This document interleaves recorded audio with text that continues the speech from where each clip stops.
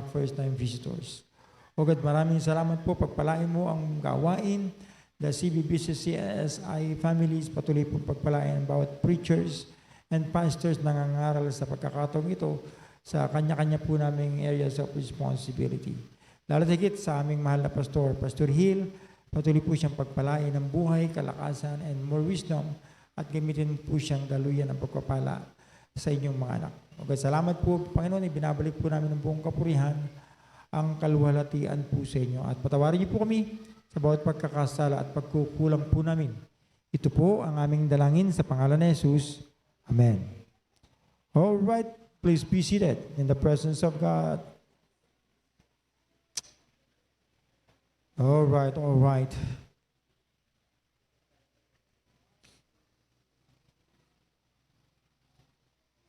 This book of Hebrews, though the author is unknown, pero itong book na ito or itong epistles na ito ay punong-puno ng encouragement, exhortation para sa mga mananampalataya. No? Kaya nga pagka ang pinaka-purpose ng book na ito o ng epistles na ito is to present the sufficiency and superiority of Christ. No? To present the sufficiency and superiority. Si Kristo ang dapat na superior kasi siya ay sovereign God. No? At siya ay sapat sa bawat mananampalataya. No? Kaya nga makikita natin ang pinaka-blueprint nito na hinati lang ito sa dalawa pag pinag-aralan mo. Ang una is the superiority of Christ. Pinapakita na from chapter 1 down to chapter 10, pinapakita yung superiority ng Panginoong Jesucristo. He must be the sovereign God. And then from chapter 10, mga last na verses niya, down to chapter 13, makikita natin dyan yung superiority of faith. So tinuro dyan na pag ikaw sumampalataya dito sa sovereign God na ito, sapat siya sa buhay mo.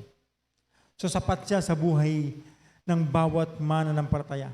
Pinapatutuhanan ng epistles na ito yung deity ng Panginoong Hesukristo.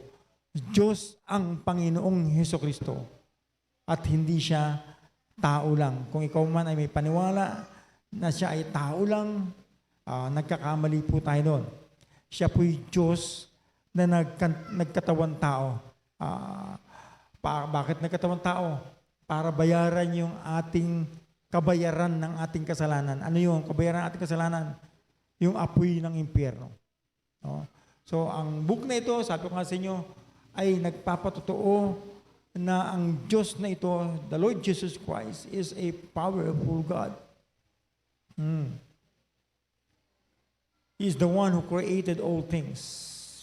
And without Him, sabi ng Colossians, sabi ni Paul sa taga-Colossae, without Him, no, all things were created by Him and for Him. No? And sabi ni John, without Him, there was anything that was made.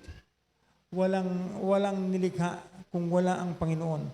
Walang nag-exist kung hindi, kung wala ang Panginoong Hesukristo. No?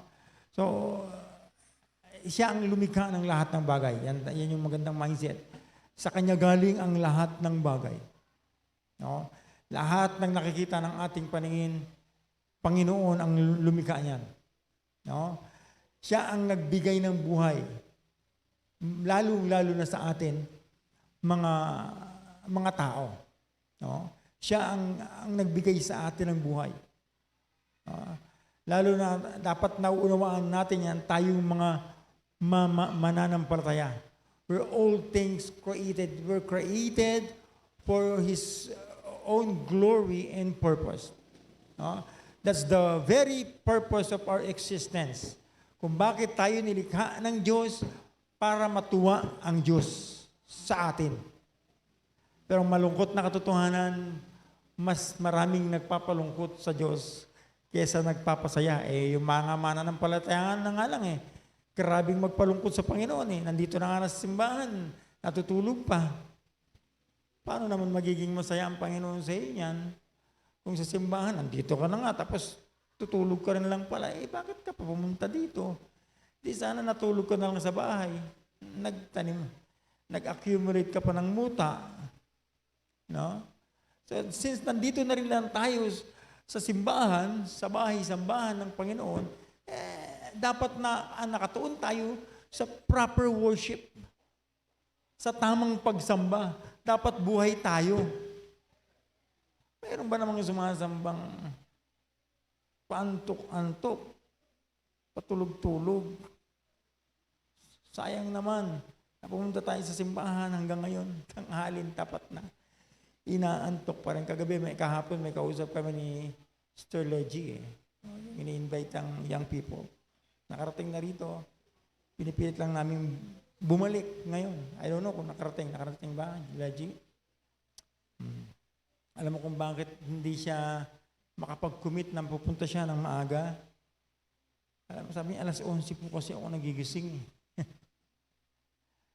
Akala ko naman nagpupuyat, kaya alas 11, akala ko nagko-call center. Sabi ko, anong oras ka ba natutulog?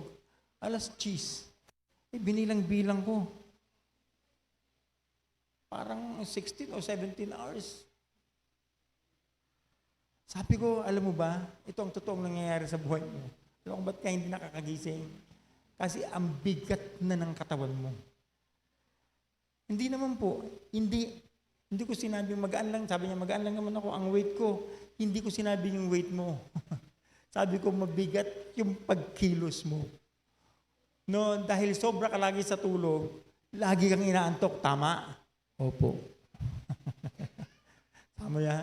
Kaya wag sobra sa tulog. Sabi niya, yung typical na kasabihan na tulog ng tulog po yan. Kung kailan ka maraming tulog, saka ka laging inaantok. Di ba? May kakalala akong matulog kahapon maghapon. Hindi nagising ng maaga kanina. Tabi-tabi po. Alright. Sabi ko nga sa inyo, tayo nilikha ng Diyos para sa Kanyang kapurihan. Huwag natin hayaan na tayo ang masaya, yung Diyos malungkot sa buhay natin. Dapat ang Diyos ang masaya sa buhay natin. Kaya sabi ng writer, sabi niya sa verse 31, dito natin pasimulan yung ating mga pag-aaral at mga puntos. Sabi niya, sa verse 31, sabi niya, it is a fearful thing,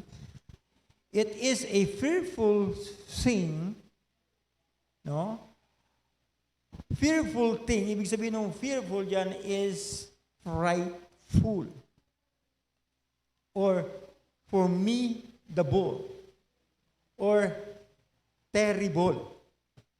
It is a fearful thing, nakakatakot ang ibig sabihin nun. To fall. Ang ibig sabihin yan, to be entrapped or be overwhelmed with. No? Sabi yan, nakakatakot. It is nakakatakot. No? Nakakatakot na bumagsak, to fall. Maingraft pa mula sa kamay ng Diyos into the hands of the living God. Pag sinabing yung into the hands, ang implikasyon ng into the hands, no, yan ay metaphor. Ang ini-imply niyan, it is the power of God. His power to judge His people. Yan ang ibig sabihin niya. No? Nakakatakot pagka dumating tayo sa punto na huhusgahan na tayo ng Diyos dahil sa katigasan ng ulo natin. Dahil sa ayaw, hindi natin pagsunod sa salita ng Diyos, nakakatakot na tayo ay bumagsak sa kamay ng Diyos. Amen. Naunawaan niyo po yung ating pinag-uusapan. Kaya ang ating pag-uusapan sa umaga, it is the most fearful thing. Ang pinaka nakakatakot na bagay.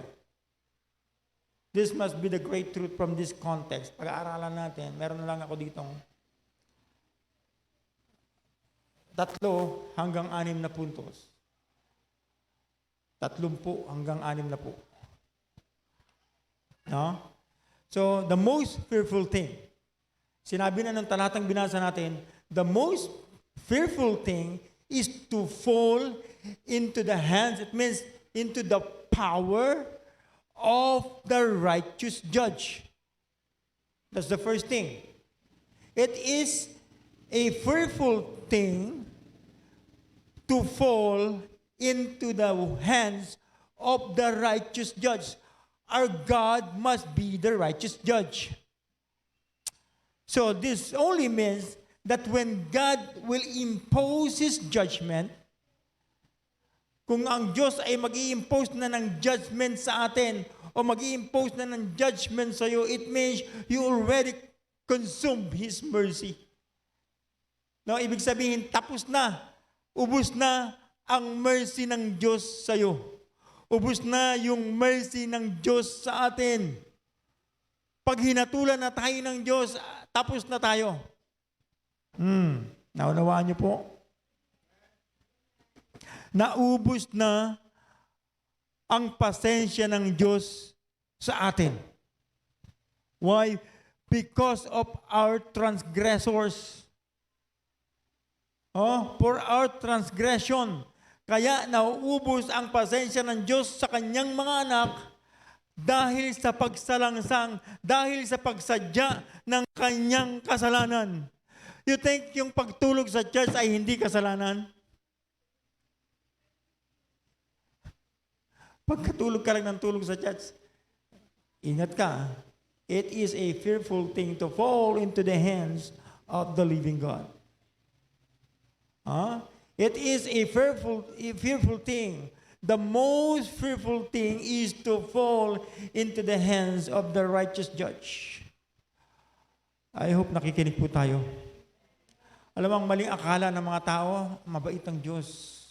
Punong-puno siya ng habag sa tao. Kaya hindi niya dadalhin yung tao sa impyerno. Nagkakamali ang tao. God is a righteous judge. No? Punong-puno lang siya ng mercy. Tulad ng sabi ni Jeremiah. Sabi ni Jeremiah in Lamentation chapter 3 verse 22, it is the Lord's mercies, maraming habag ng Diyos.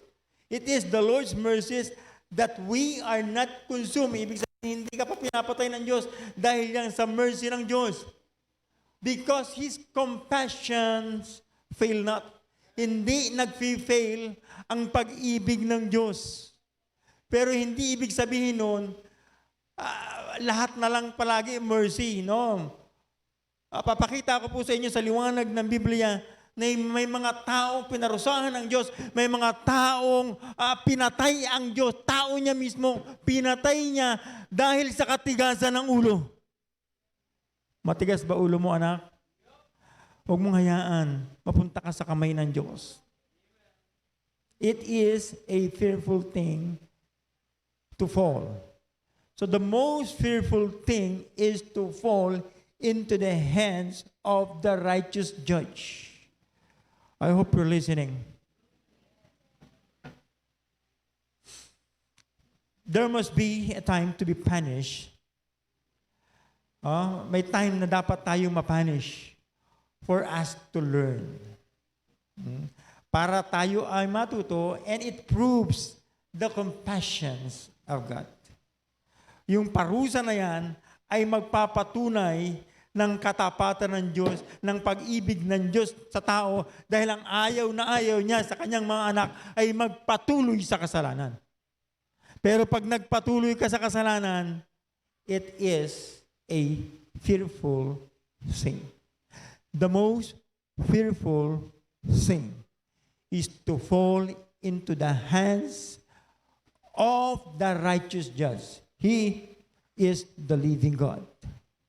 Ipakita ko sa inyo isang talata, isang tao, isa lang ito, pero maraming tao even in the Old and New Testament people, na nakatanggap ng judgment mula sa Diyos.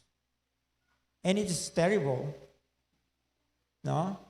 Nakakatakot na pag ang Diyos ay nag-impose ng kanyang punishment sa kanyang mga anak.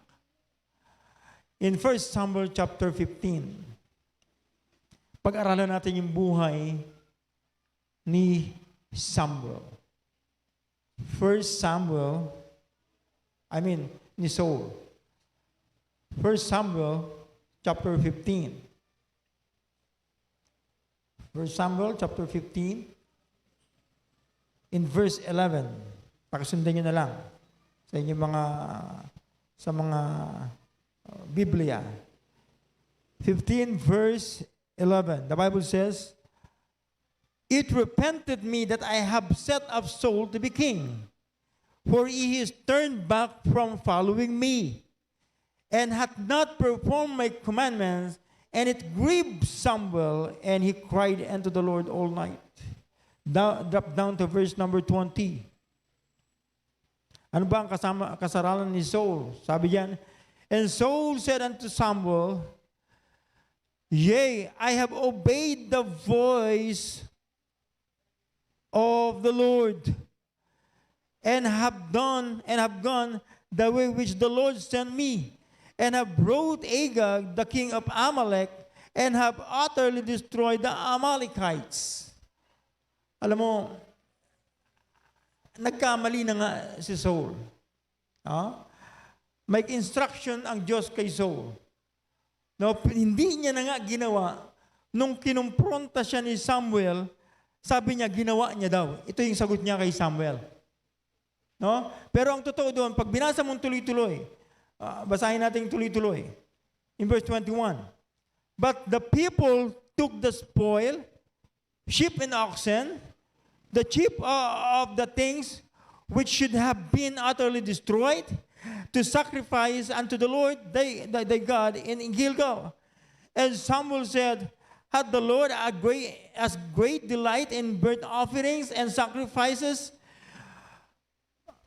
as in obeying the voice of the Lord? Behold, to obey is better than sacrifice, and to hearken than the fat of rams.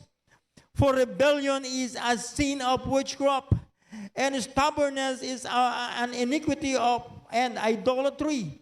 Because thou hast rejected the word of the Lord, he hath also rejected thee from being king." And Saul said to Samuel, "I have sinned, for I have transgressed the commandments of the Lord and thy words, because I feared the people and obeyed their voice. Now therefore I pray thee, pardon my sins, and turn again with me, that I may worship the Lord." And then sabi niya sa verse 26, "And Samuel said unto Saul, I will not return with thee, for thou hast rejected the word of the Lord, and the Lord hath rejected thee from being king of Israel." Then drop down to verse number 35.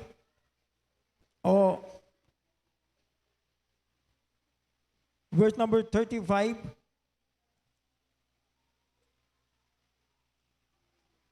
"And Samuel came no more to see Saul until the day of his death. Nevertheless, Samuel mourned for Saul, and the Lord repented, he that made Saul king over Israel." So maliwanag yung instruction. Tingnan niyo kung nasundan niyo yung mga binasa ko. Before yan, ang istorya, napakaganda ng sumula ni Saul. Napakaganda nung siya tinawag as first king of Israel. And this time, God's instruction for Saul is clear, maliwanag sa kanya, na kailangan niyang i-destroy ang lahat ng Amalekites. From the king down to the last people. No? Lahat i-destroy, including their livestock. Yung kanilang mga animals, they should utterly destroy them. Yun ang instruction ng Diyos. Maliwanag kay Saul. Pero nakita mo, nung kinompronta siya ni Samuel, sabi niya, I have obeyed the voice of the Lord. Pero sabi ni Samuel, hindi. Nireject ka na ng Panginoon. Kasi hindi mo sinunod yung utos ng Panginoon sa'yo. Sa kanya palang inamin. Naman ang katuwiran niya, kasi yung mga tao kasi, tinabi nila, tinago nila yung mga matatabang hayop para daw i-offer namin sa Gilgal. Kaya nga sabi ni Samuel, yan ba talaga yung commandment ng Diyos? Yan ba yung utos ng Diyos? Hindi naman yan eh. Mas mahalaga ba yung sacrifices kaysa sa pagsunod? Kaya nga sabi niya, it's better, ano yung sabi niya sa verse 31?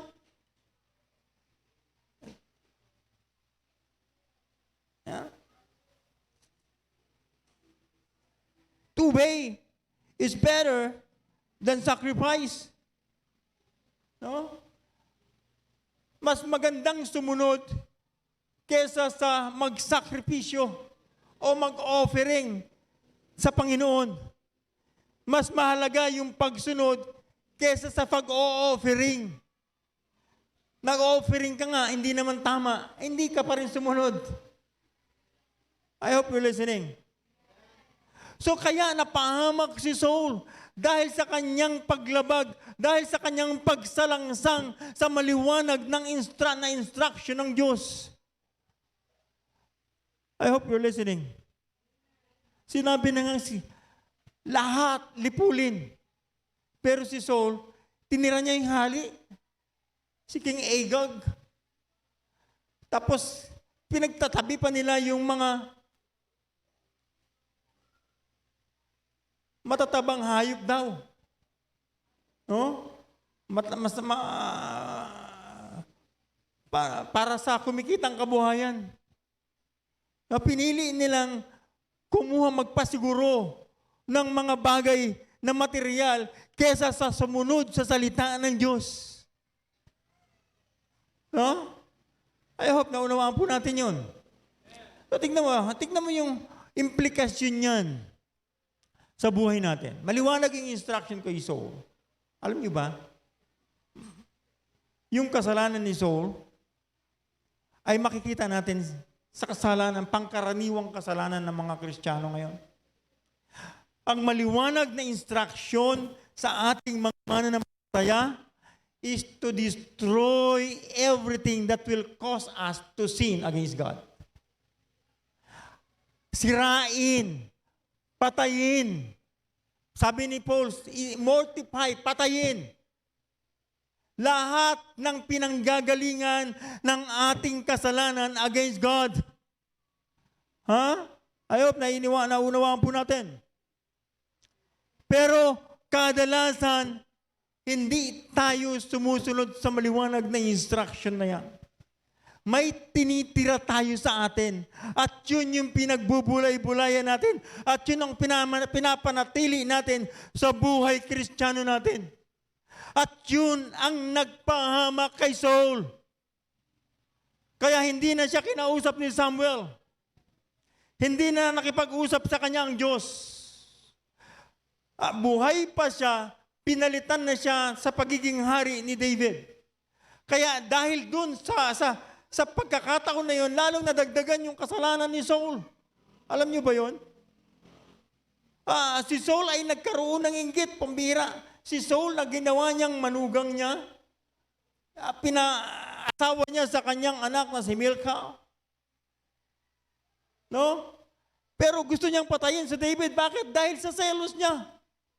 Bakit pinalitan siya maging hari samantalang hindi niya naunawaan? Kaya siya tinanggal sa pagiging hari dahil sa kanyang pagkakasala, dahil sa kanyang pagsalangsang sa maliwanag na utos ng Diyos. No, at hindi lang yun. Dahil dun sa kasalanan na yun, nag-multiply hanggang sa nag-compromise na siya. Kasi hindi niya na nakausap buhat ng nireject siya ng Diyos, nireject siya ni Samuel, hindi na nakipag-usap sa kanya si Samuel, hanggang sa hinahanap niya si Samuel, gusto niya makausap, patay na si Samuel, na-install na as king si David.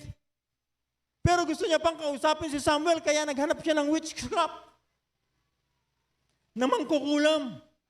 Gusto niyang pabalikin si Samuel para makausap. What a disgrace. Kaya ang pangit ng kamatayan ni Saul. Hindi maganda ang kamatayan ni Saul. Alam niyo maliwanag na kasalanan ni Saul, disobedience, lying. Kinumpronta na nga siya ni Samuel, imbis na mag-repent na agad mag-justify pa. Then envy, inggit, no? And then compromise. Madalas mong makikita sa tao. Maging sa mga Kristiyano. Sabi ko nga sa inyo, maganda yung pasimula ni Saul, pero hindi maganda ang kanyang katapusan. Mga kapatid, yung kasalanan nito na binanggit ko sa inyo, ay kadalasan nating makikita sa mga mananampalataya ngayon. I hope naunawaan po natin. I hope naniniwala po kayo doon. And the most fearful thing is to fall into the hands of the living God or the righteous judge. No? Nakakalungkot po yun. No? Na tayo, alam naman natin, maliwanag yung instruction sa atin, pero nagtitira tayo, pinagbubulay-bulayan natin yung kasalanan sa buhay natin. Tanungin kita, anong kasalanan ang hindi mo maisuko-suko sa Panginoon hanggang ngayon? Anong kasalanan? Hindi mo maisuko-suko sa Panginoon. Alam mo, kung meron kang kasalanan na hindi mo kayang isuko sa Panginoon, yung the same kasalanan na magtatanggal sa iyo sa kinalalagyan mo ngayon. I hope you're getting the point. Ay, intindihan nyo na, pag ang Kristiyano hindi sumunod, sabi ko nga sa isang kapatid, alam mo, yung ito ang pangit talaga mangyari sa isang Kristiyano. Yung gagawa ka ng napakaraming istorya just to justify your weakness. Alam mo, ang nakakalungkot, yung tao ng Diyos, the man of God, and the elders of the church, na parang ginagawang walang isip. No? Gumagawa ng iba't ibang istorya para lang, gagawin niya lahat ng istorya para maging maayos siya sa paningin. At the same time, magawa niya yung desire niya. Samantalang kung gumawa lang, sinabi lang, naging honest lang nung una, hindi na, maraming nadamay, wala na. Kung naging honest lang, sabi yung pastor, hindi ko po kayang maglingkod na ang standard ay standard ng Bible.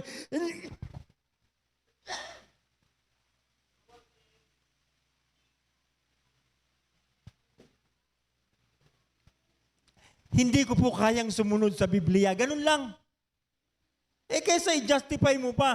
Siyempre, maraming church na sasalo sa'yo. Lalo, Baptist ka, galing ka sa CBBC, pupunta ka sa ibang church, baka gawin ka pang pastor dyan. Kung backslider ka dito. Yung mga backslider nga doon sa Taguig, nung pumunta sa mga churches sa probinsya, pastor Tapos yung mga babaeng backslider, choir member na rin agad Kaya, kapatid, tingnan mo yung klase ng kasalanan. Actually, yung 4 na kasalanan na binanggit ko, disobedience, lying, then compromise, makikita natin yan sa mga mananampalataya na hindi lumalago. Alam mo kung bakit hindi lumalago yung mananampalataya? Ano ang unang problema niya? Hindi natutong mag-submit sa kanyang authority. Kasi kung natuto lang mag-submit sa authority, maniniwala siya at aaralin niya yung Bible niya. At pag naaral niya yung Bible niya, mabibuild yung kanyang spirituality at liliit yung kanyang pagpapamper ng kanyang emotion. Kasi pagka emotion ang pinairal mo, tanggal talaga ang Biblia sa'yo. At hahanap ka na lang ng simbahan para mapanatili mo. Anyway, maglilingkod pa rin naman ako. Justification na lang yan nang hindi mo pagsunod sa Bible. Maliwanag Nakita mo ba yung nangyari kay Saul, kapatid? May dalawang, view yung pagkamatay ni Samuel. Nagpakamatay o pinatay ng Amalekites. The same people na binuhay ni Saul, siya rin yung pumatay kay Saul. Akala mo nakakuha ka ng kakampi na papamper sa'yo? Kapatid, baka the same people magko-condemn sa'yo later on pag hindi ka rin nakasunod.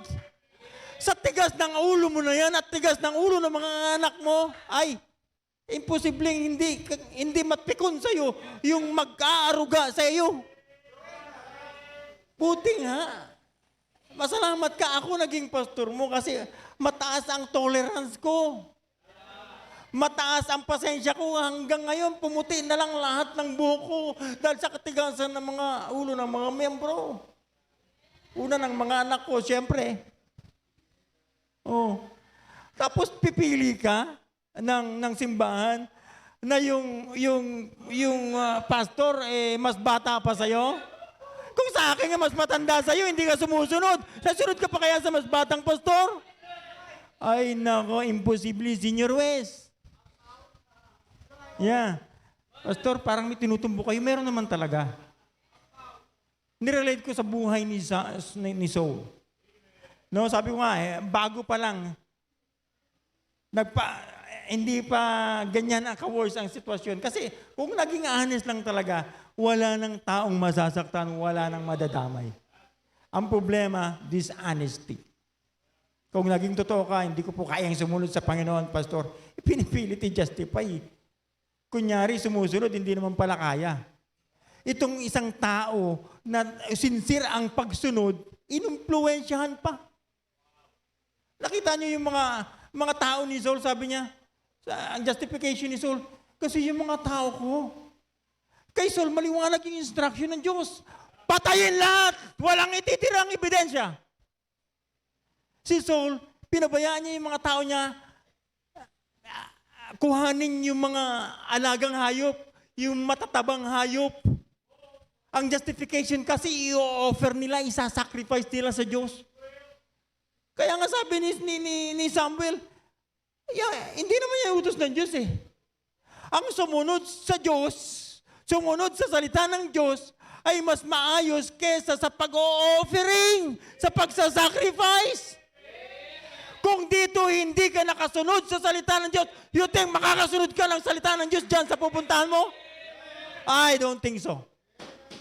The same people na pumatay kay Saul, the same people na ko-condemn sa'yo. Antay-antayin mo lang. Pero si Saul, pinatay ng Diyos dahil sa transgression. Ganito yun, kapatid. Pag alam mo na yung ginagawa mo ay kasalanan at pinagpatuloy mo pa, just like Saul, masakit ang kamatayan.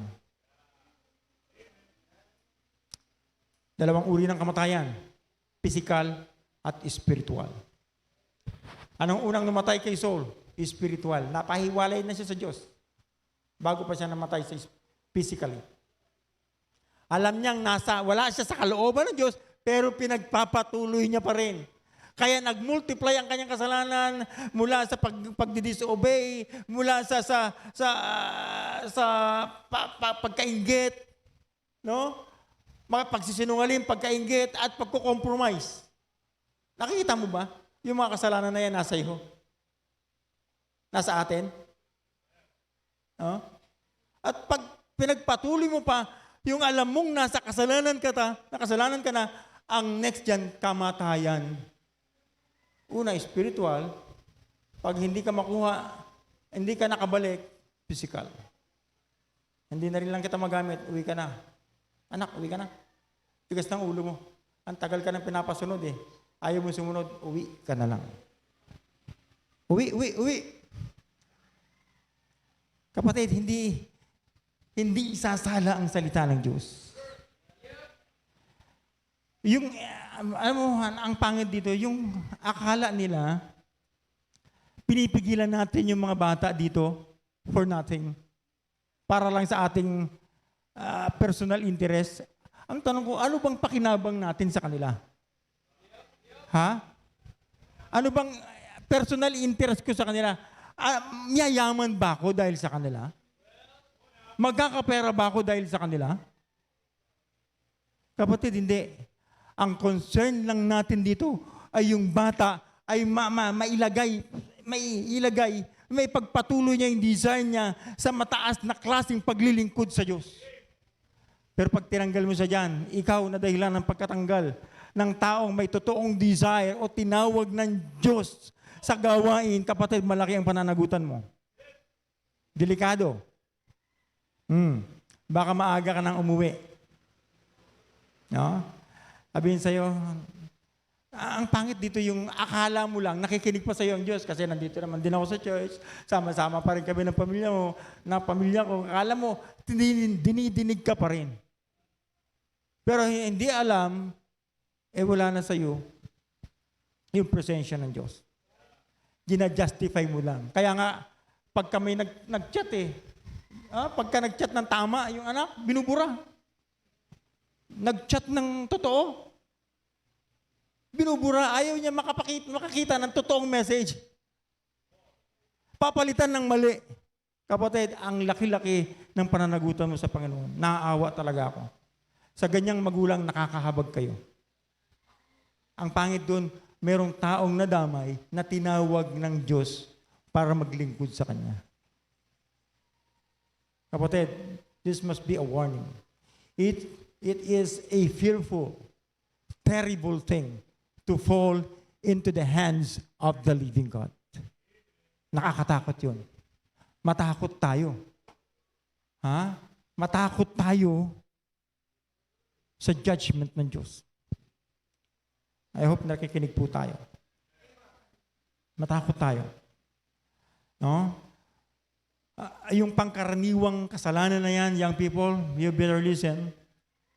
Yung karaniwang pagkasalanan nyo na disobedience, yung pagsisinungaling, yung inggit, hindi ka makamove on dahil mas malapit si ganito sa ganon. Kaya kinaiinggitan mo, pinagseselosan mo, hanggang makipag-compromise ka na lang, makikipagsabuatan ka, ganito. Para lang ma-justify yung kalagayan mo, kapatid. Nakakalungkot mang isipin. Kasalanan ni Saul yan. Kaya hindi naging maganda ang kamatayan ni Saul. It is a terrible thing. It is a frightful thing to fall into the hands of the living God. Kapatid, ito lang ang warning sa atin. Alam naman natin kung kailan tayo nasa kalooban ng Diyos at kung kailan tayo wala sa kalooban ng Diyos. Kaya ang pakiusap ko sa inyo o ang warning sa atin, pag nakita mo na wala ka sa kalooban ng Diyos, just go back. Repent! Change your mind towards God. Alam mo na nga wala ka sa kalooban ng Diyos, pipilitin mo pa, saan ka dadalhin ng katigasan ng ulo mo?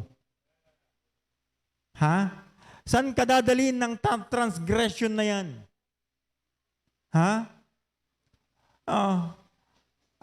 Ito mga people, matagal nyo nang alam, pag hindi pa mag-aasawa, huwag ka manliligaw, huwag magpapaligaw. Alam mo yan. Pero hanggang ngayon, hindi mo alam kung paano i-apply.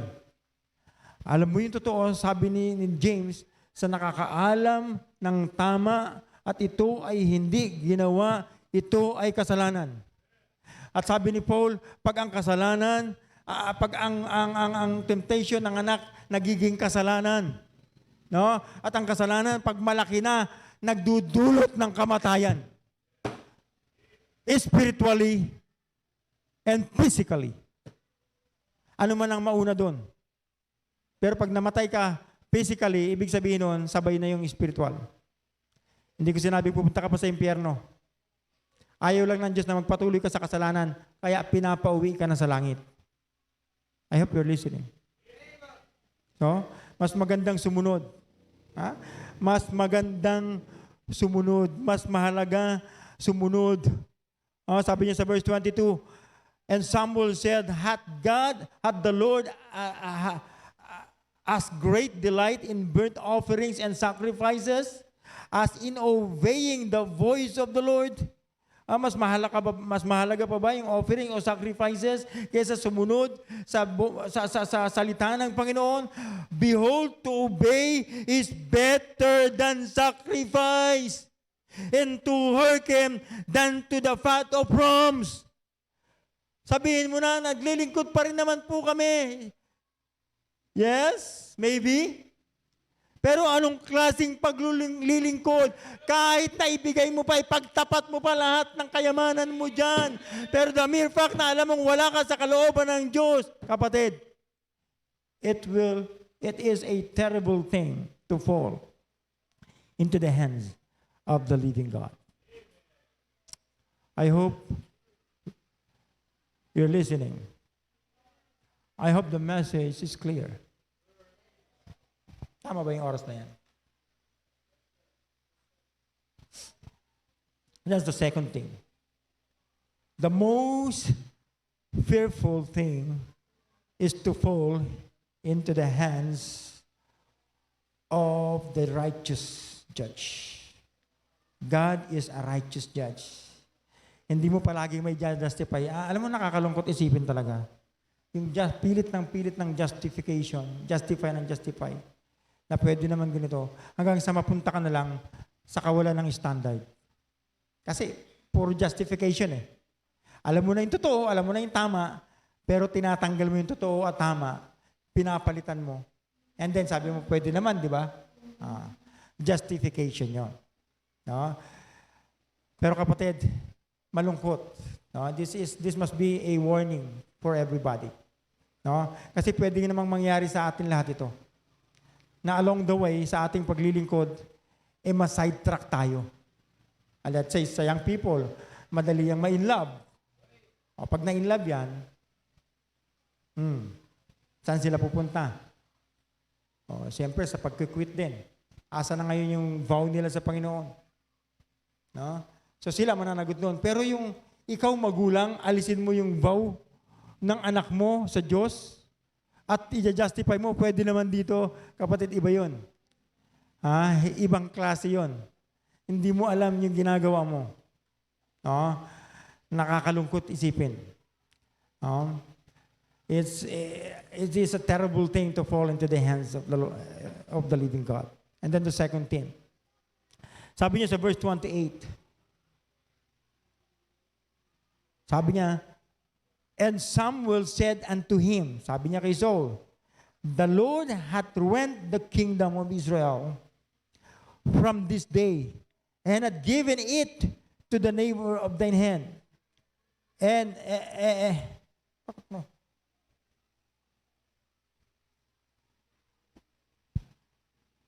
Wala na ako In verse 28, Samuel pala ako. Yung binabasa natin is Hebrews chapter 10. Balik tayo sa ating text or context. So verse 28. He that despised Moses' law died without mercy under 2 or 3 witnesses. Ito na. It is the terrible thing. Ano yung pangalawa? To fall into the hands of the living God, to fall into the hands of the righteous judge, and what else? And to die without mercy. Yung mamatay ka na naubos ang habag ng Diyos sa'yo. I hope na nauunawaan niyo po yung ating pinag-uusapan. Naalala niyo mo yung Korah rebellion? Yung sa mga hindi pa, basahin natin. Numbers chapter 16. In the book of Numbers, chapter 16.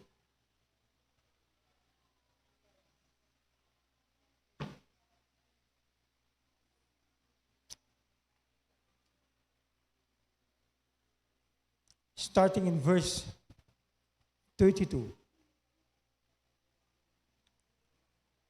16 verse 32, the Bible says, and the earth opened her mouth and swallowed them and their houses and all the men that appertained unto Korah and all their goods. So bumuka ang lupa, kinain si Korah at ang kanyang mga followers niya at maging yung kanyang mga kabuhayan. Okay? Naubos. Namatay nang walang mercy ang Diyos. No, drop down to verse number 40. No, para maintindihan natin. Yung pinupuntos kong to die without mercy. Sabi sa verse 40, to be a memorial unto the children of Israel that no stranger which is not of the seed of Aaron come near to offer incense before the Lord, that he be not as Korah, and as his company, as the Lord said to him by the hand of Moses. Para hindi matulad sa Korah at sa kanyang congregation na kinain ng lupa.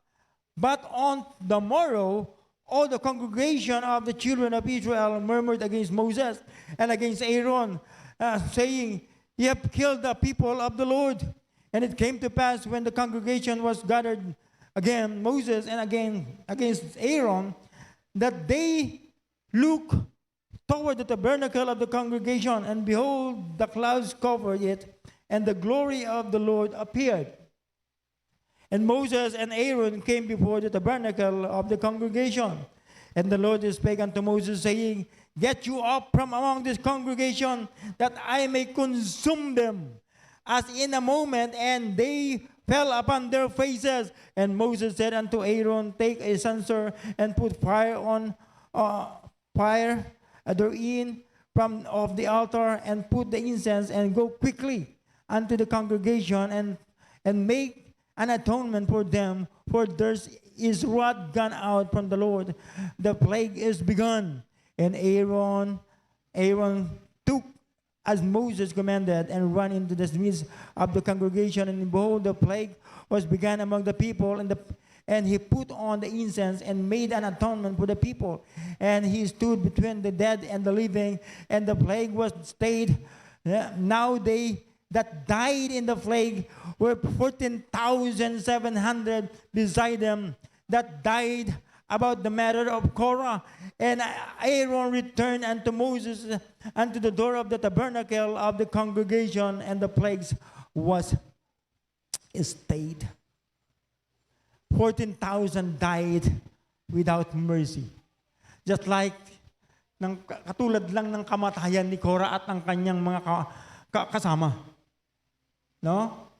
Yan ang napakahirap. It is a fright, it is a terrible thing na tayo ay mamatay nang wala na yung habag ng Diyos sa atin. Just like Korah. Alam mo, kasalanan ni Korah at kasalanan ng people of Israel na naglagay ng plague ang Diyos sa kalagitnaan ng congregation. Nagkandamata yung tao, buti na lang merong pang pakiusap si Moses. Naglagay pa siya ng incense para lang i-intervene yung kasalanan na itong mga rebelding tao na to. Rebellion ang kasalanan ng mga taong ito, kaya pinatay ng Diyos nang walang habag. Tanungin lang kita, hindi ka ba rebelde? Tell me. You're not just rebelling against me, but you're rebelling against God. Yung dinisrespect ng mga taong ito, si Moses at si Aaron, the high priest, ito ang nangyari sa kanila.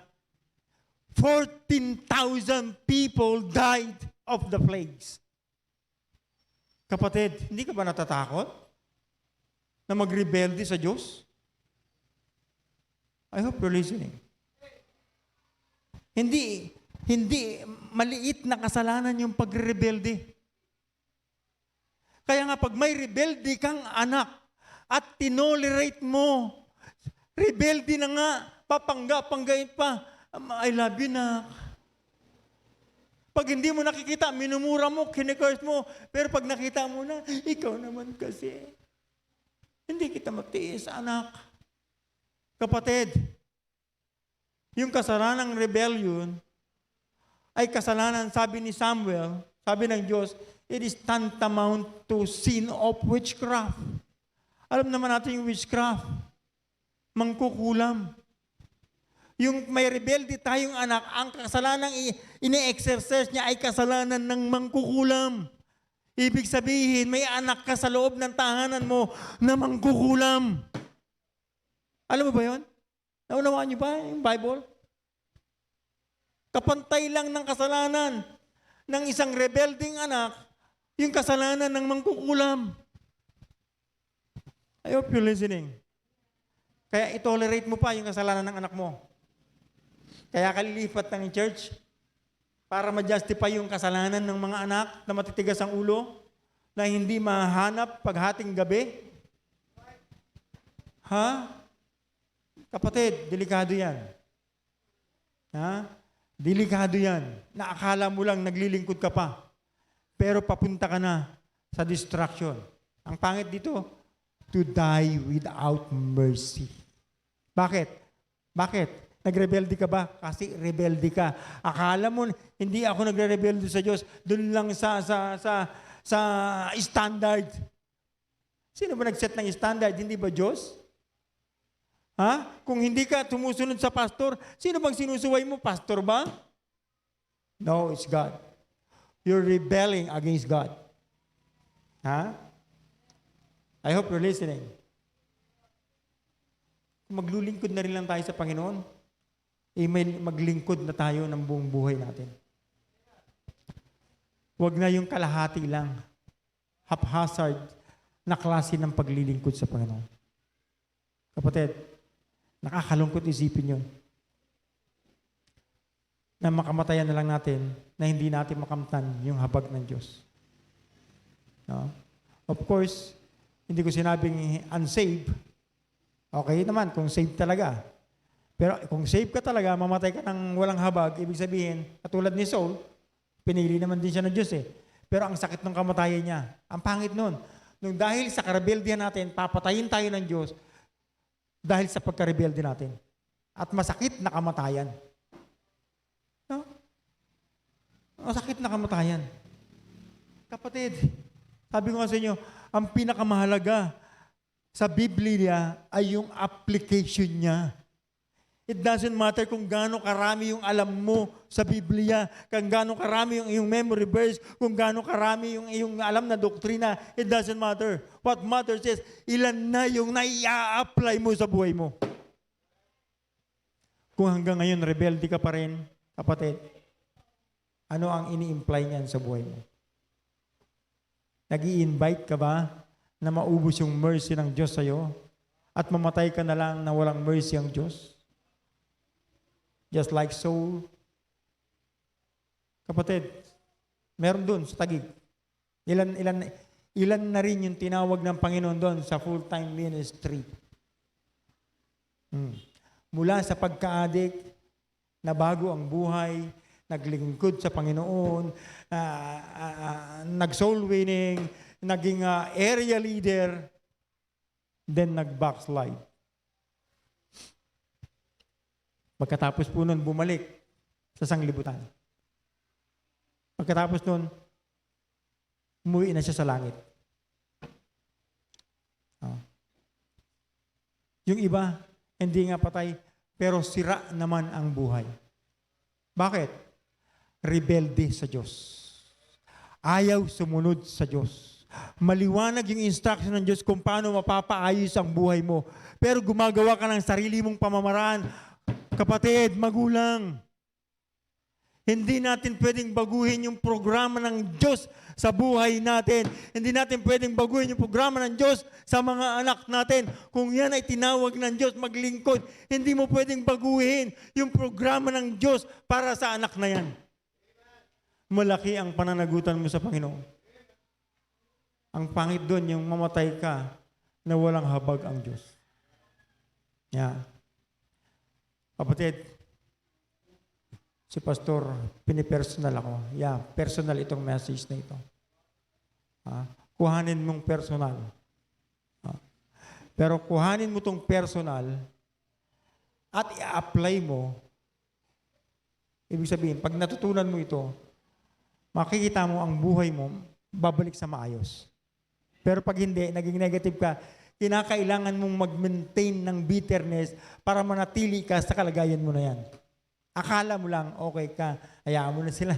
Kapatid, ito'y pangyayari na magandang illustration sa mga mangyayari pa ulit. No? Sabi ko nga lahat kayo ay bahagi. Kung suwing ako ay gagawa ng outline, salamat na natutulungan nyo ako. Dahil yan sa buhay natin pare-parehas na natutulungan nyo akong gumawa ng outline na alam kung kailangan natin bilang mananampalataya, bilang miyembro ng Christian Bible Baptist Church North Caloocan Mission. Kaya i-take mo itong personal, mabuti kung personal na ikaw ay matutuno. Pero kung personal na magiging negative ka, nadagdagan lang yung kapaitan ng buhay mo. No, I hope I'm still preaching you the Word of God. Am I preaching you the Word of God?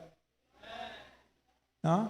Maliwanag yung buhay ni Saul, ito yung sinasabi kong the most fearful thing. Dahil sa pagsalangsang pagsuway ni Saul, namatay siya sa kamatayan na hindi niya na nakita yung habag ng Diyos. Tinanggal lang siya sa kanyang posisyon, and then namatay na siya sa kabigatan ng kalooban niya. Alam mo yun? Pag hindi ka natutong bumalik, hindi ka natutong mag-repent, mamamatay ka na lang na masama ang loob mo. Sa nag-umpisa yung kasalanan ni Saul, disobedience. Kinumpronta si Samuel, nagsinungaling. Only to find out totoo. Oh, di ba? Hawig sa iyong kasalanan. Yun lang naman pala ang gusto mo mangyari. Kung nagpakatotoo ka noon, wala na sanang nadamay. Ikaw na lang at yung gusto mong idamay. At least ikaw na lang ang mananagot. Pangit doon, mas marami pang nagkasala. At kasi akala nila, mali. May narinig pa nga ako, sabi, kulto na sila. Sino nagsabi noon? Kapatid, pag itong pananampalataya ito naging kulto, wala nang matinong simbahan sa loob sa ibabaw ng lupang ito. Yung stand natin sa Biblia na tayo na lang ang sumusunod sa Biblia. The rest hindi na. Standard na nga lang ng pananamit yung modest apparel na nga lang hindi ma-practice. Pastor nga, hindi makapagsuot ng modesty. Tapos, tayo pa ang aakusahan na kulto. Tayo na nga lang yung sumusunod ng tama sa Biblia. Sila mas mataas. Pag may simba, ang dali-dali nilang itablahin yung simba basta meron silang gatherings. Yan ba yung sumusunod sa Panginoon? Yan ba yung hindi kulto? Tayo yung sumusunod sa Bible, tayo pa ang aakusahan na kulto? Ay, hindi nila alam yung kanilang sinasabi. Ang totoo nun, marahil kulang sila sa kaalaman sa Biblia. I hope you're listening. Nakakatakot talaga. Totoo lang, wala akong kahit anong puot. Ang sa akin ay habag, nakakaawa. Bakit? Merong isang tao na merong totoong puso sa paglilingkod. Aalisin ng isang tao, nakalahati lang ang puso sa paglilingkod. Nakakatawa talaga. Nakakatawa na nakakaawa. It is a fearful thing to fall into the hands of the righteous judge and to die without mercy. Number 3, and this may be the last.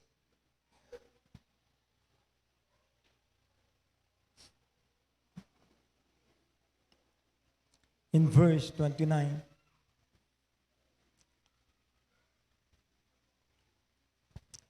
Oh, how much sorer punishments suppose ye shall he be thought worthy who hath trodden under the foot the Son of God, and hath counted the blood of the covenant wherewith he was sanctified an unholy thing, and hath done despise unto the Spirit of grace. Alam mo, ang makikita mo dyan, talata na yan, bago ko ipaliwanag. It is a fearful thing to fall into the hands of the righteous judge and to die without mercy and to be punished caused by blasphemy. To be punished caused by blasphemy or blasphemy. Yung mamatay ka dahil dinidisrespect mo na yung Diyos o yung salita ng Diyos. Yung mapunish ka dahil saka disrespectfulan mo sa salita ng Diyos. Sabi niyan, how much sorer punishment. Gaano kabigat na punishment yan. Sabi niya, suppose ye shall be thought worthy who hath trodden under the foot of the Son of God, and hath counted the blood of the covenant wherewith was sanctified an unholy thing, and hath done despite unto the Spirit of grace. No? Yung hindi mo pinahalagahan yung ginawa ng Panginoon. Yung Panginoong Jesucristo sa book na ito, Book of Hebrews na nagpapakilalang Diyos, siya yung sovereign God na kinakailangan mo sa palatayanan at ikaw ay manangan sa Kanya sa pamamagitan ng pananampalataya pero hindi mo pinahalagahan. Hindi ka pa naniwala. Kinuha mo pa yung glory ng Diyos. That's the point. Mo, ito ang magandang halimbawa dyan. Sa buhay ni Herod. In Acts, in the book of Acts chapter 12.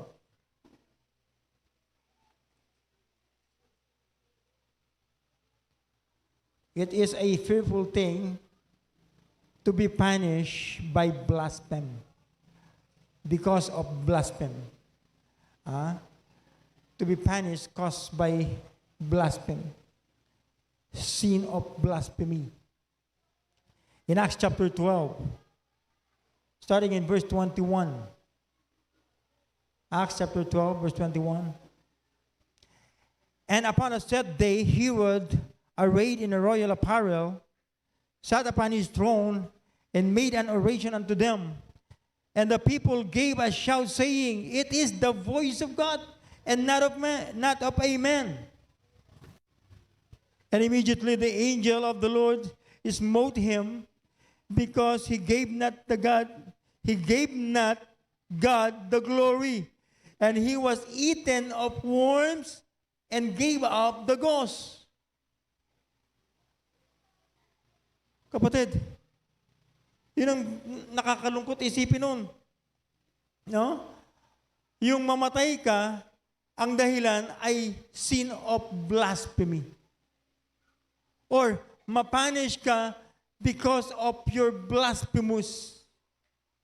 You're being blasphemous. Ibig sabihin na simpleng-simple, kinukuha mo yung glory ng Diyos. Maparusahan ka dahil kinukuha mo yung glory ng Diyos. Kapatid, gusto ko maunawa natin, tayo bilang mga mananampalataya at miyembro ng church na ito, the local Believing Bible Baptist Church dito sa Caloocan. Diba? Ang Diyos ay kumukuha ng glory sa church. To His church or from His church. And we are the church. God gets glory from the church. No? Pero nakita nyo itong si Herod, no?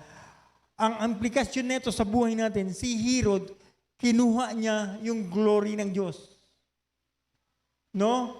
Yung siya na yung pinuri ng Diyos. This is the voice of God. No? Ginawa na nilang Diyos or just Diyos ang si Herod. At binaliwala nila yung totoo at buhay na Diyos. Ano nangyari kay Herod? Kinain ng uod hanggang sa mamatay. Oh. Bakit? Dahil sa blasphemy. Naintindihan ba natin mga kapatid na minsan kinukuha natin yung glory ng Diyos? Matagal na tayong mananampalataya, pero hindi tayo lumalago sa gawain ng Panginoon. Bakit? Hindi tayo nagsasubmit sa authority ng Diyos. No? Pag sinabing ang Diyos kumukuha ng glory sa church, no? Christ must have the preeminence in the church. Kaya nga, pag tayo nagbigay sa church, kahit yung binibigay natin ay para sa tao, idaan natin sa church because God gets glory from the church. Halimbawa, ito yung halimbawa nun. Gusto niyo magbigay ng love gift kay Yasin kasi nagagwapuhan kayo sa kanya. O nababaitan kayo sa kanya kasi lagi siyang tulog pagka nag-ooperate. Hindi naman. No, ibig sabihin, gusto mo lang siyang i-please. Gusto mong may ibigay sa kanyang love gift. Ang proper is give your gift sa kanya, ilagay mo sa offering. At sulatan mo doon, love gift for Yasin. For his faithfulness. For being handsome. For being whatsoever. No. So, wag natin kukuhanin yung glory. Bakit? Pag binigay mo direkta sa kanya, ikaw ang pasasalamatan, ikaw ang pupurihin. So let's always give the glory and honor to our God. Let's respect God. Reverence Him all the time. Let's reverence God. Respetuhin natin ang Diyos palagi. Lagi nating bigay ang mataas na respeto sa Diyos. No? Sa pamamagitan ng anumang bagay na ibibigay natin para sa Panginoon. No? Let's give Him the highest honor. He deserves the highest glory and honor. No? Because our God is a sovereign God. An omnipotent, omnipresent God. He deserves the highest form of glory.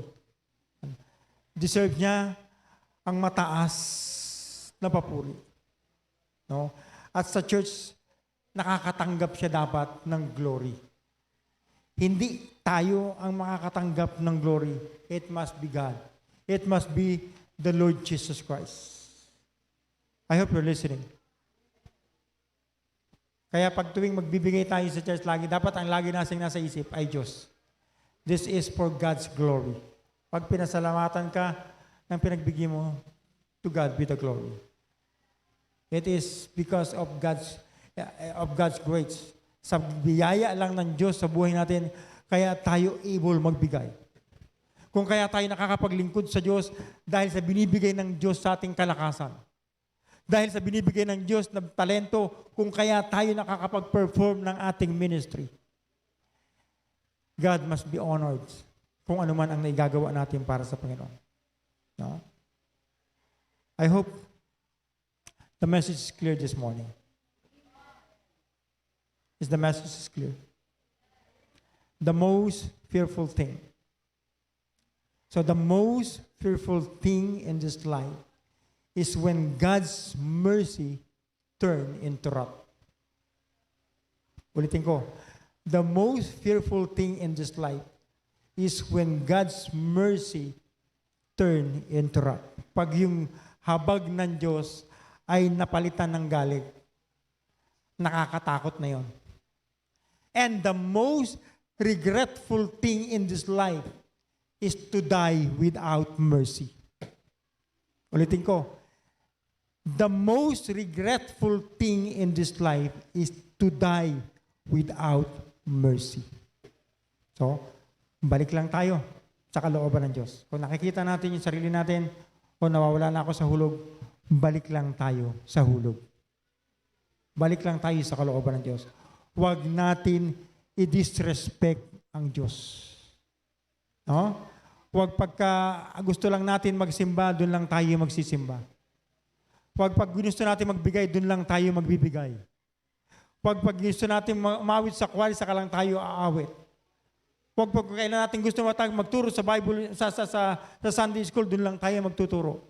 Huwag kung kailan gusto lang natin magturo sa Good News class every Saturday, doon lang tayo magtuturo. Huwag kung kailan lang natin gusto mag-soul winning, doon lang tayo mag-soul winning. No? Let's give it. Let's do it with our might. With our might. Gawin natin yung mga bagay na yan ng buong kalakasan natin o nung buong buhay natin sa madalit salita. Huwag dun lang sa bagay na maalwan sa atin kasi sa mga bagay na yan, dan tayo nagkakasala ng pagsuway, ng pagsasinungaling, ng pagkainggit, to the point na tayo ay magko-compromise. Never compromise your faith to the living God. I hope the message is clear this morning. Is the message is clear? Is the message is clear? Kaya pong lahat ay tumayo at tayo po'y manalangin.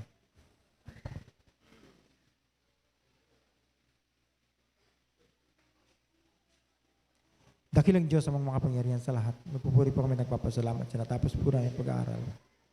Paghahayag ng iyong mga banal na salita. Thank you so much, O God, for this message. I pray. Patuloy po itong pagpalain sa puso't isipan ng bawat nakapakinig. Binabalik po namin, O Diyos, ang kapurihan, ang kalwalatian po sa inyo. At patawarin po kami, O Diyos, sa bawat pagkakasala at pagkukulang po namin. Ito po ang aming dalangin sa pangalan ni Jesus. Amen. Ang bahagi naman tayo, kinausap ng Panginoon sa mensaheng ito. Bakit hindi natin iwanan yung ating kinatatayuan, lumapit tayo sa altar at makapag-usap tayo sa Panginoon.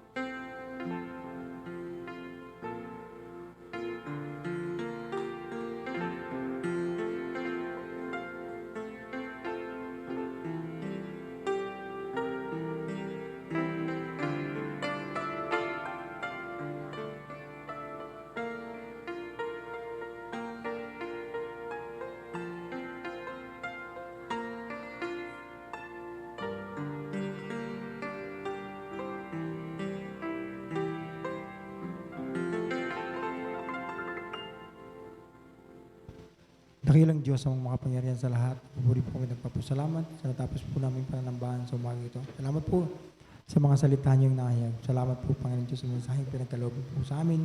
Ang dalangin ko'y patuloy po itong panatilihin sa puso't isipan po ng bawat isang nakapakinig. Maging mga kapatiran po namin na nasa virtual, Panginoon Diyos. So God, please, abutin mo po ang ayon sa pangangailangan ng bawat isa. At yung mga anak niyong lumapit sa inyo sa umaga ito, alam mo po ang kanilang inilapit, alam mo po ang pangangailangan. O God, please, tuginin mo po ang ayon sa pangangailangan ng bawat isa. At maraming salamat po. Ibinabalik po namin ang buong kapurihan, ang kalwalatian po sa inyo. Patawad sa bawat pagkakasala, pagkukulang po namin, ito po ang aming dalangin sa pangalan ni Jesus. Amen. Amen. I hope we learned something this morning. So balik po kayo mamayang hapon at 4 o'clock. Tutuloy po natin yung at sa topic na yan. The most fearful thing. So marami pong puntos. Marami po pong puntos na kasama yan. Ang naalala ko lang yung sabi ni Brother Chow. Sabi niya, ang nakakatakot. Sabi niya, ang nakakatakot sa panahon na ito ay yung mawalan ka ng takot sa Diyos. Nakakatakot talaga yun. Yung mawalan ka ng takot sa Diyos, that must be the most fearful thing. Yung mas nakakatakot, yung mawalan ka ng takot sa Diyos. No? Nakita naman natin, yung pinag-uusapan ng consequences ito ng kawalan ng takot sa Diyos. Kaya kung magre-respeto na rin lang tayo sa Diyos, irespeto na natin siya ng pinakamataas. Alright? So balik po tayo mamayang 4 o'clock. Maganda po yung graduation ng mensahe na to kung matatapos niyo po mamayang hapon. Tayo pong lahat itumayo. Sandali lang po. Pakitayo nga po yung aming mga bisita, please. Pwede po bang pakitayo yung ating mga bisita? Tapos pakikuha na po sila, please. Meron ba? Pakitayo. Asa na yung mga soul winner? Asa na mga estudyante?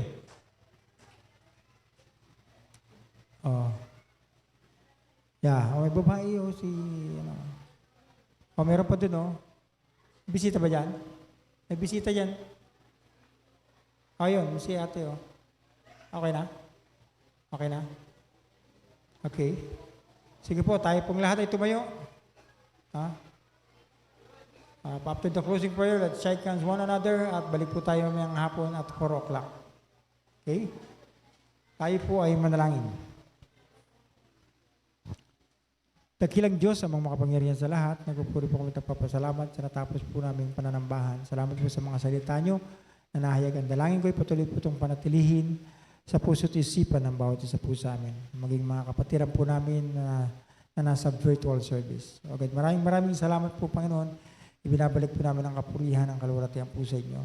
At sa pansamantala naming paghiwa-hiwalay, ingatan mo po ang iyong mga anak na uwi sa kanilang tahanan. Gabayan mo po hanggang sa makarating po sila ng safe and sound sa kanilang mga tahanan. Hawakan mo po yung mga sasakyan, magmumotor man, magsasakay sa aming mga services, o maglalakad man, Panginoon Diyos. Gabayan mo po hanggang sa makarating po ng safe sa bahay-sambahang ito.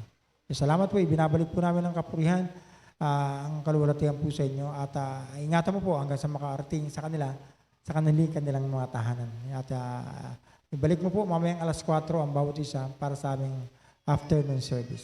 Ito po yung aming dalangin na may pagpupuri at salamat sa pangalan ni Jesus. Amen.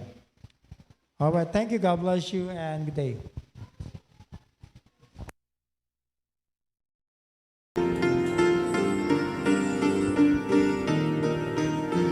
The eyes of the children are upon us. The ears of the world have turned our way, looking and listening for evidence, examining the fabric of our faith. Do they see us holding firm in our convictions?